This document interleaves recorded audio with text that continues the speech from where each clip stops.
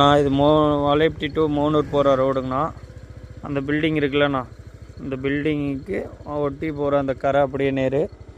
இதில் பார்த்தோம்னா இந்த கம்பம் ஒன்று இருக்குல்ல, கம்பம் தெரியுதுங்களா?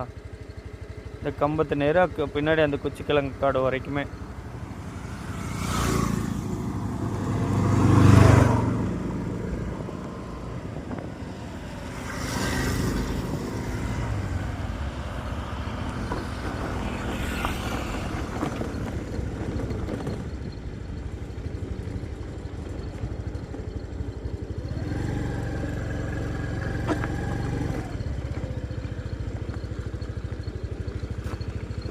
பின்னாடியே அந்த குச்சிக்கிழங்கு காடு வரைக்கும்.